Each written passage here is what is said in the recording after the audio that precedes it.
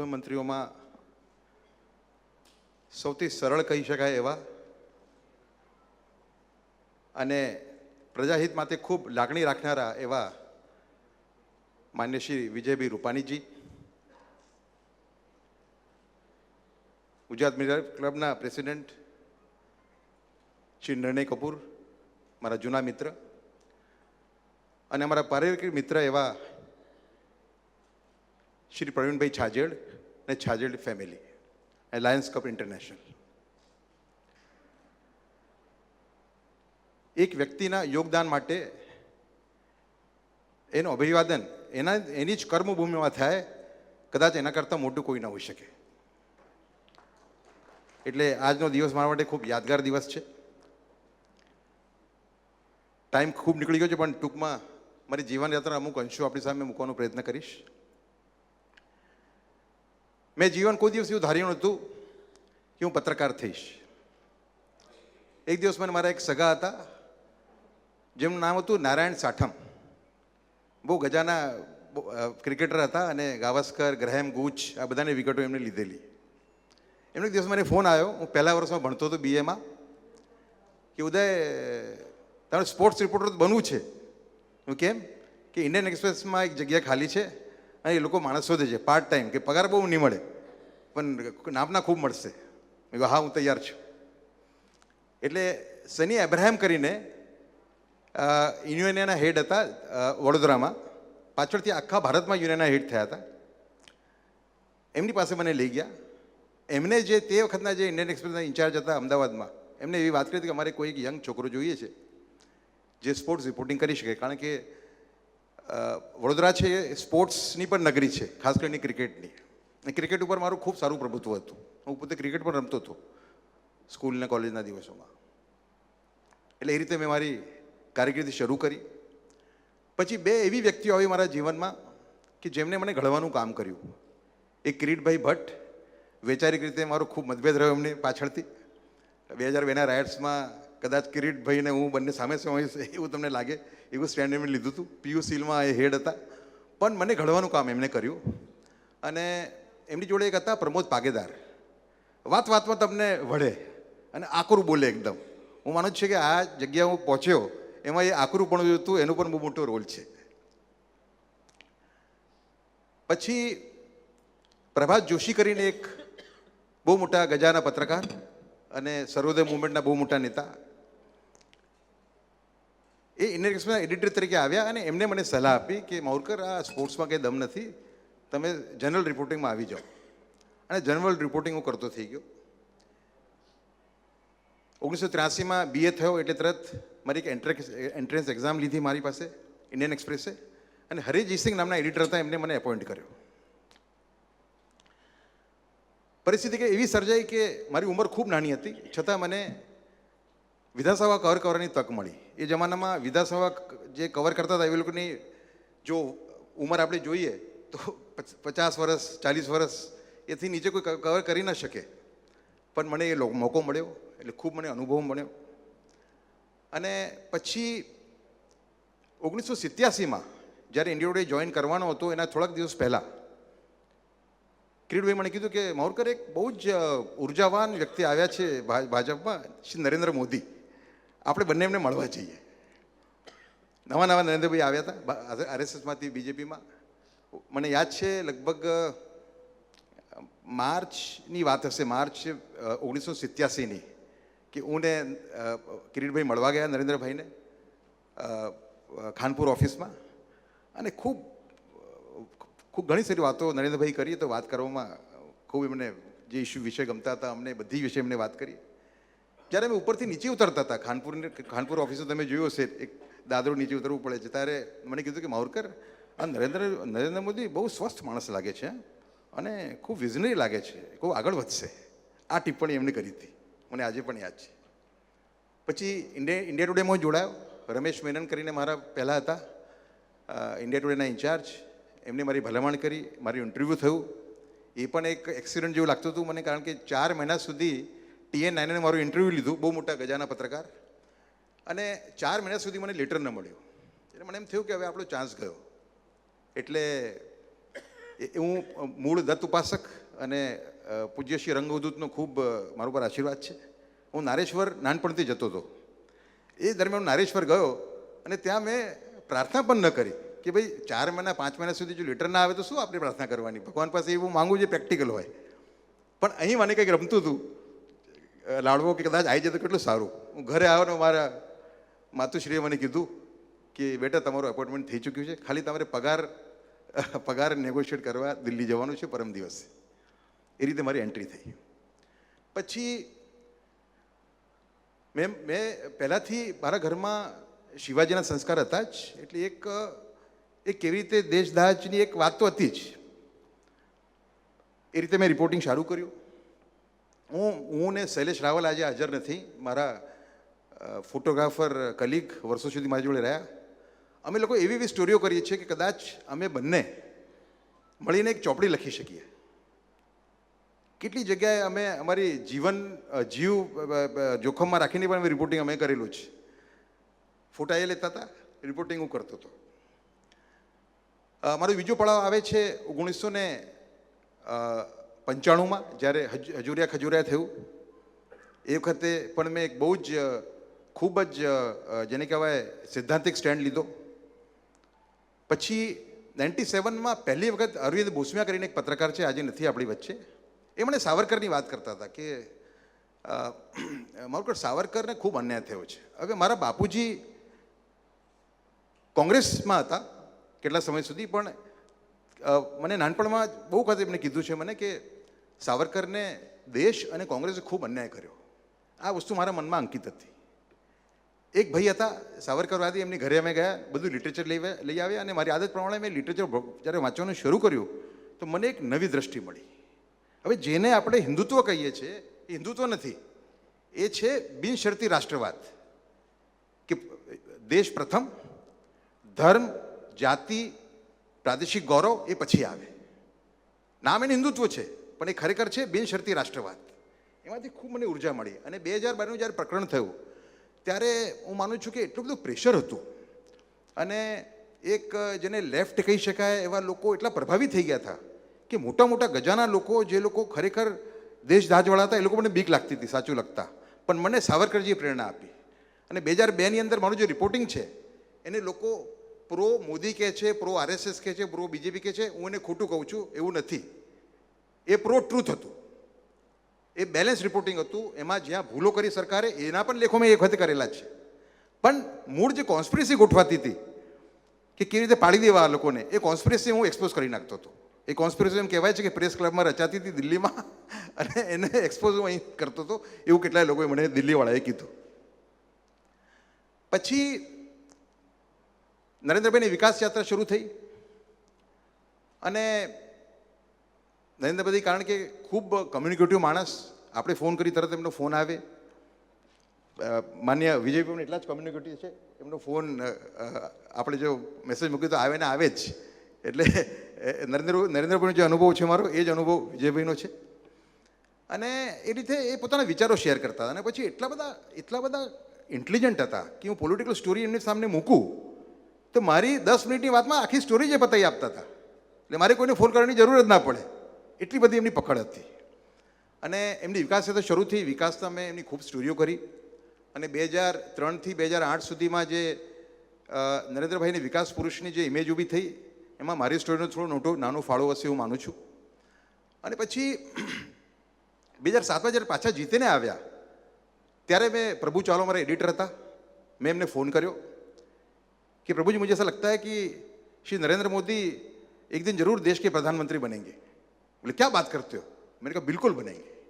અને 2010થી પછી મેં પોતે જ લખવાનું ચાલુ કર્યું કે he is the candidate for prime ministership. બહુ ઓછા લોકો લખતા હતા. 2010માં પણ લોકોને શંકાઓ હતી. 2012 પછી લખવા માંડ્યા લોકો, પણ 2010માં કોઈ લખવા માટે તૈયાર નહોતું. હું લખતો હતો. પછી આ જે પ્રકરણો થયા, જેમાં વણઝારાના લોકો અરેસ્ટ થયા, એમાં પણ મારું રિપોર્ટિંગ જે પહેલાંનું રિપોર્ટિંગ છે ખૂબ સારું રિપોર્ટિંગ છે. તમે વાંચવા જેવું છે. કારણ કે એ વખતે આખી મીડિયા, ઇંગ્લિશ મીડિયા એક બાજુ હતો ને એક બાજુ હું હતો, એવું હતું. પણ હું એવું માનતો હતો કે હું દેશની સેવા કરી રહ્યો છું. કારણ કે જો એ ઓફિસરોએ ભૂલો પણ કરી હોય છતાંય એમની સામે પગલાં લેવા એટલે આતંકવાદી અને જે દેશ વિરોધી તત્વ છે એમને એમને સપોર્ટ કરવા બરાબર છે એવું માનતો હતો અને એ રિપોર્ટિંગ મેં સારી રીતે કર્યું. પછી મારો છેલ્લો પડાવ આવે છે, છેલ્લાથી બીજો પડાવ આવે છે 2013માં. મેં કોઈ દિવસ એવું વિચાર્યું નહોતું કે હું લેખક થઈશ. કેટલા લોકોને બહુ ભ્રમ હોય છે કે પત્રકાર અને લેખન એ બંને એક જ વસ્તુ છે. એવું નથી હોતું. પુસ્તક લખવી એ ખૂબ અઘરું કામ છે. કોન્સન્ટ્રેશન કરવું પડે, તમારે રિસર્ચ કરવું પડે. એટલે એક બેન જે અત્યારે મારા પબ્લિશર છે, મારી 2 ચોપડી, ત્રીજી ચોપડી હવે બહાર પડશે મારી, રામદેવજીની આત્મકથા, જેમાં હું એમનો કો ઓથર છું, સહલેખક છું. પેલી 2 પુસ્તક મારી નરેન્દ્રભાઈની છે. એટલે પહેલી પુસ્તક જે મારી હતી સેન્ટ્રલ સ્ટેજ, એના માટે બેન સોતા મને દિલ્હીથી આવ્યા, મારી ઘરે આવ્યા અને મને કીધું કે ઉદય, અમે ખૂબ ઇન્ક્વાયરી કરી, એમના નરેન્દ્રભાઈના રાજ્ય શાસન ઉપર જો કોઈ લખી શકે તો તમે છો એવું અમને લાગે છે, એવી રિપોર્ટ અમને મળી છે. મેં કીધું બેન, ઇલેક્શન આવી ગયું છે, નરેન્દ્રભાઈ પ્રધાનમંત્રીના દાવેદાર છે અને હું કેવી રીતે આ ટાઈમ ફાળવી શકીશ? એટલે મેં કીધું તમે જવાબ આપું છું. એક દિવસ સવારે ઉઠીને મારા વાઈફે મને એમ કીધું કે રવિ રાવ કરીને એક મારા વાસ્તુશાસ્ત્રી છે અને કોઈક વખત મારી કુંડળી પણ જોતા હોય છે. મારા જ્યોતિષશાસ્ત્રી નિરંજનભાઈ છે, પણ કોઈ વખત એ કુંડળી મારી જોઈ લેતા હતા. એમને 2007માં મારી કુંડળી જોઈ હતી અને તે વખતે મને એમ કીધું હતું કે તમે જ્યારે 50 વર્ષના થશો ત્યારે તમે લેખક થશો અને ચોપડી લખશો. મારા વાઈફે સવારે મને કીધું કે રાવની તમને પેલી ભવિષ્યવાણી યાદ છે? મેં કહ્યું મને યાદ છે. તો કે તમે હા પાડતો. એટલે પહેલો ફોન મેં નરેન્દ્રભાઈને કર્યો કે નરેન્દ્રભાઈ, આવી ઓફર મને આવી છે, ચોપડી તમારા વિઝન ઉપર છે, તમારું જે એડમિનિસ્ટ્રેટર તરીકેની તમારી જે આખી કામગીરી છે એના ઉપર છે, એટલે તમારી મદદ હું ચોપડી લખી ન શકું, એટલે હું શું કરવું જોઈએ મારે? પણ એટલી વાત યાદ રાખજો કે આ હેગિયોગ્રાફી નથી, આમાં ટીકા હશે અને સારા એવા પ્રમાણમાં ટીકા હોઈ શકે છે. નરેન્દ્રભાઈએ ખૂબ ઉદારતા દેખાડી. એમને મને એમ કીધું કે તમને સામેથી ઓફર આવી છે, તમારે ના કહેવું જોઈએ, પબ્લિશર બહુ સારા છે અને હું તમારી જોડે જેટલું કોઓપરેશન થઈ શકે એટલું કરીશ અને ટીકા માટે તમને છૂટ છે, જે તમે ટીકા કરો. એટલે આ નરેન્દ્રભાઈનું મારા માટે એક જુદું સ્વરૂપ હતું. એ ચોપડી મેં લખી. નરેન્દ્રભાઈ પ્રાઇમ મિનિસ્ટર થયા એના 2 મહિના પહેલાં એ ચોપડી રિલીઝ થઈ તે વખતે બેન શીલા ભટ્ટે મારું ઇન્ટરવ્યૂ લીધું અને મેં ઇન્ટરવ્યૂમાં મને યાદ છે મેં એક ભવિષ્યવાણી કરી હતી કે Narendra Modi becoming prime minister of India will be a big shock to the favour driven culture of Delhi. દિલ્હીનું જે વચેટિયાવાળું જે કલ્ચર છે, દિલ્હીનું જે ભય ભતીજાવાદનું કલ્ચર છે, એના માટે નરેન્દ્ર મોદી આવું એ મોટો ફટકો હશે અને એ એમને પુરવાર કરી દેખાડ્યું. આજે વચેટિયાવાદ દિલ્હીમાં કદાચ સૌથી ઓછું હશે છેલ્લા 70 વર્ષમાં. લગભગ એમને પતાવી નાખ્યું છે એમ કહીએ તો પણ ચાલે. આ બહુ મોટી દેશની સેવા છે. અને પછી મને દિલ્હી ગયા પછી મને મારી પાછળ મારા એડિટર રાજ ચંગપ્પા પડી ગયા કે તમે દિલ્હી આવો. દિલ્હી જવાની મારી ઈચ્છા નથી, કારણ કે મને એમ કે દિલ્હીમાં જઈને લોકો બગડી જતા હોય છે. પણ નિરંજનભાઈ મારા જ્યોતિષ ગુરુજીએ કીધું કે ઉદયભાઈ, તમારી પ્રગતિ હવે અમદાવાદમાં બંધ થઈ ગઈ છે, નહીં થઈ શકે, તમારે દિલ્હી જવું જ પડશે.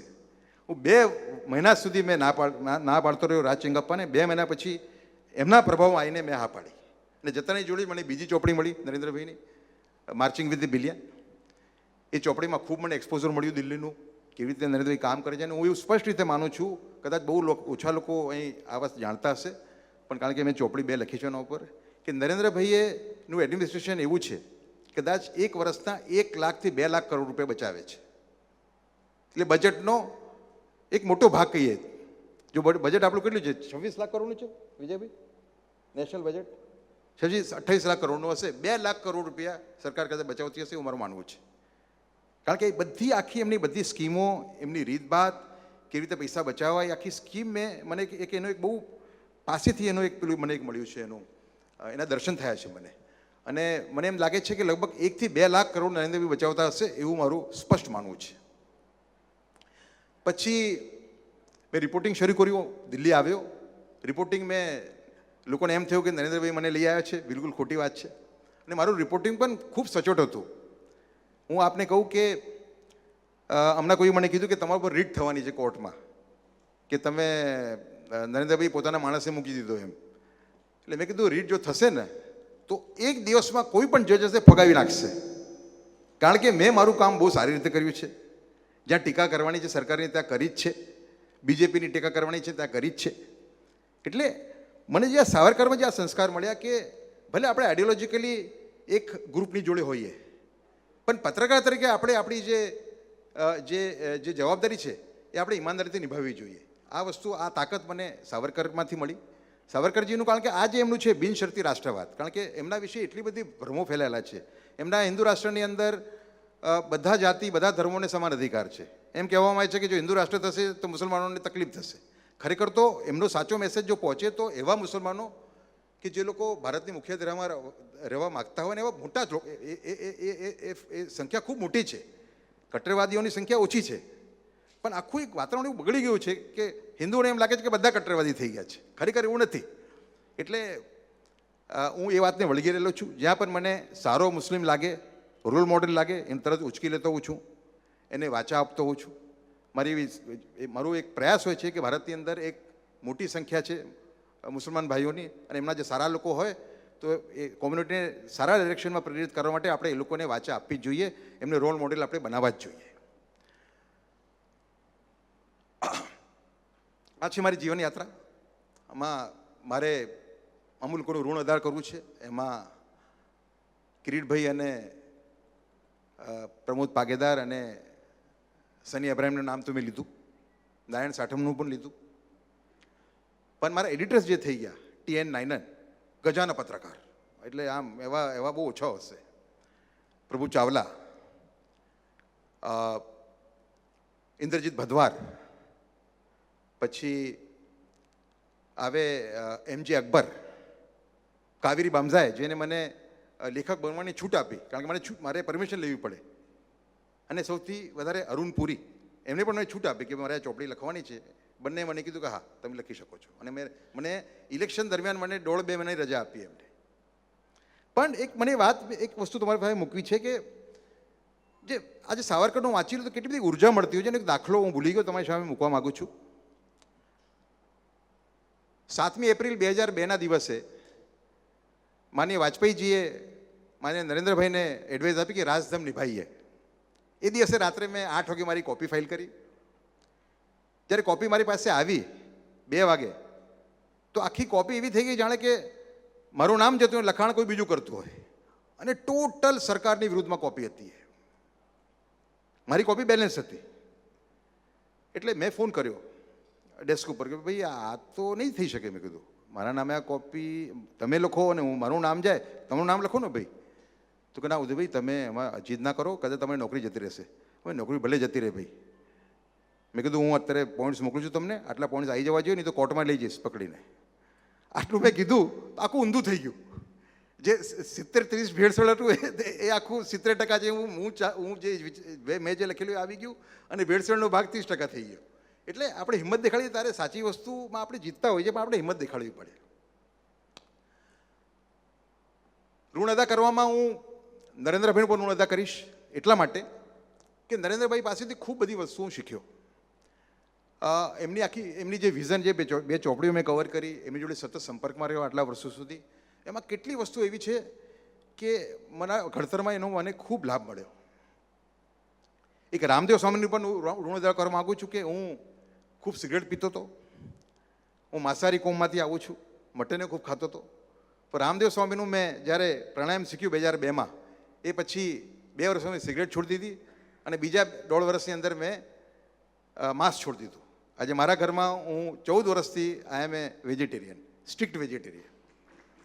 મારા ઘરમાં મારા પુત્રનું જે મુંડન હતું એનું બકરું મેં મારા હાથથી તલવારથી કાપેલું. એવું કલ્ચરમાંથી આવું છું. એ છોડ દેવું એક મોટી વસ્તુ છે, પણ એ પ્રેરણા મને રામદેવજીમાંથી મળી. છેલ્લે એક વાત હું મૂકવા માંગીશ વિજયભાઈની સામે. હું મીડિયા ક્લબનો જ્યારે પ્રેસિડેન્ટ હતો 2009માં, ત્યારે નરેન્દ્ર મોદી સરકારે ગુજરાત મીડિયા ક્લબ માટે જમીન સેન્કશન કરી હતી. કદાચ ગુજરાત આખા ભારતમાં જૂજ એવા રાજ્યોમાંથી છે કે જ્યાં ગુજરાત મીડિયા ક્લબ પાસે કશું જ નથી. બધા જ રાજ્યોમાં સરકારે ગુજરાત સ્ટેટના મીડિયા ક્લબને જમીનો આપેલી છે. એ લગભગ મારા વખતે નક્કી થઈ ગયું હતું, પણ કઈ કારણસર રહી ગયું. મારી રિક્વેસ્ટ છે મારો અનુરોધ છે, મારી ગુજારિશ છે વિજયભાઈને કે પ્રપોઝલ ઉપર ફરીથી ધ્યાન આપે અને ગુજરાત જે એક રીતે નેગેટિવ અપવાદ છે પણ નેગેટિવ અપવાદ છે એને પોઝિટિવમાં ફેરવે એવી મારી એમની દલીલ. ધન્યવાદ.